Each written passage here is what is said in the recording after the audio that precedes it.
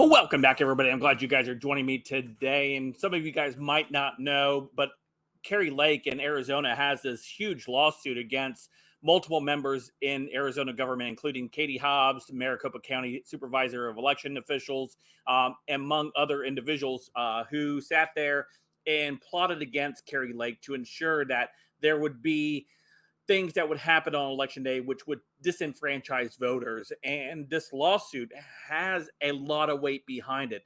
And Kari Lake lays it out on Tucker Carlson as she goes on. Tucker Carlson being one of the only bravest individuals who's willing to have her come on and talk about this. Kudos to Tucker for doing so. But nobody's talking about the fact that Katie Hobbs didn't even show up to this hearing that she needed to be at because she understands what is at stake. Kari Lake is not playing just to play. She's playing for keeps. She's playing to represent the people of Arizona. She's playing to ensure that these things are rectified. And this doesn't happen to any other candidates moving forward in the future, Republican, Democrat, Independent, or anybody. We should have absolute confidence in the process that we have. Unfortunately, the last few elections that we have had, there has been a plethora of issues that have shaken that confidence in a majority of Americans across the country, where they now don't feel that their voice can truly be heard during these elections. And Kari Lake's case that is happening right now in Arizona is such a huge case. It will carry so much weight moving forward if it is found in her favor. So let's go ahead, and before we dive into that video, don't forget to hit that like button, subscribe button. If you're new here, thank you for joining me. Allow me to share some info with you. Hopefully, you can share it with your friends and family. Smash that like button to 1,500 likes. If you like the content, you like the video, you like the channel, smash that super thanks as well. So let's go ahead and take a look at what we have here. Coming to us via the Gateway Pundit, and this is Kari Lake over on Tucker. Let's take a listen. According to official tallies, Kari Lake lost her bid to become the next Arizona governor by just over 17,000 votes. That's a tiny margin in a big state. Now Lake is suing the state's election officials. She says many ballots were not properly counted. She also says her opponent, then Secretary of State Katie Hobbs, worked illegally with big tech to silence voters online. And for the record, that appears to be true. Lake is also citing widespread printer failures in Maricopa County, also true. She says they prevented people from voting. Maricopa County claimed they didn't stop anyone from voting, but has not responded further. We reached out to Katie Hobbs' office and got no reply at all. Kari Lake joins us tonight. Kari Lake, thanks so much for coming on. So Maricopa County, as far as I understand it, does not deny that a huge number of printers didn't work on election day, but they're saying it had no effect. Well, and it had a huge effect, obviously, Tucker. Our voters were showing up on election day. That was no secret. And the minute the polls opened, the wheels fell off. The ballot printers weren't working. There wasn't enough toner in the printers.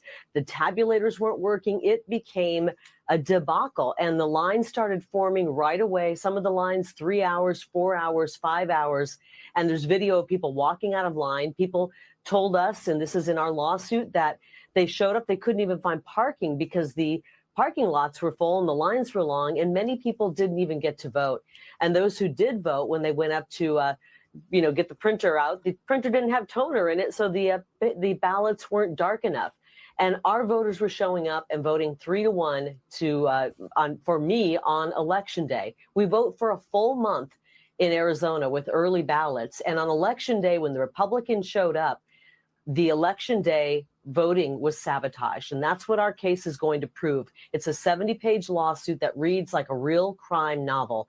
And it's shocking what they did. The man who runs Maricopa County elections ran a PAC. He actually started a PAC raising thousands of dollars to defeat me. And he's running our elections. And then my opponent oversees all the elections in Arizona. It was a conflict of interest. And not only was Katie Hobbs working with big tech to censor people, the man who runs Maricopa County elections, they were also censoring people as well online. I don't think anyone denies that a lot of the voting machinery didn't work on election day. I mean, I don't think that's a controversial point that you're making, an observation. But weren't they tested all the day before? They are supposed to be tested, but they weren't tested. They weren't tested in the appropriate way. And they didn't have the basics like toner in these machines. I mean, this is real basic stuff. It's not like we don't know when election day is. We can figure out when election day is from here to eternity. And they were not prepared. And we will have an expert testifying that this could not have happened by accident. There had to be malicious intent. We have an excellent court case, and we had our first hearing yesterday and set up a time for our trial to begin. And it will be next Tuesday. And we will be presenting a lot of evidence. We have 4 whistleblowers, one that worked for a company called Runback, who said there were 300,000 ballots inserted into the system that had no chain of custody. Others who were in the voter signature verification department said tens of thousands of ballots were rejected because there were no signatures or scribbles, and they somehow got thrown in and counted anyways. There are a plethora of problems that went down in Maricopa County. And if somebody doesn't stand up and say, we can't have our elections being run this way, then we'll never have another fair election. I mean, 60% of the polling places on election day were inoperational or non-functioning. When do we stop and say enough is enough? Would it have to get to 80%? 90%, 100%? When do we say we need to have our elections run fair?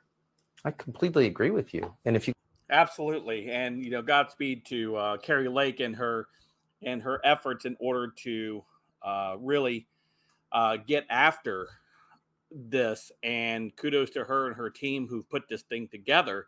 I really think I have a good feeling about what's going to take place, but with the courts, it's always a gamble to see how this is going to turn out. They like to play cautious when it comes to things like elections, and we see how they treated a lot of Trump's lawsuits back in 2020. So again, going in with a low expectations with this, but I'm really, really hoping that the judge will do the right thing. He will see the evidence, and it will prove what Kari Lake's point is, what took place in Maricopa County and Arizona on election day. Anyway, let me know what you guys think in the comments down below. Of course, you guys can follow me on all my social media, including Odysee and Gab. Don't forget to hit that like button, subscribe button, and of course, leave a let's go, Brandon. And until next time, I'll see you guys later. Have a great, great day.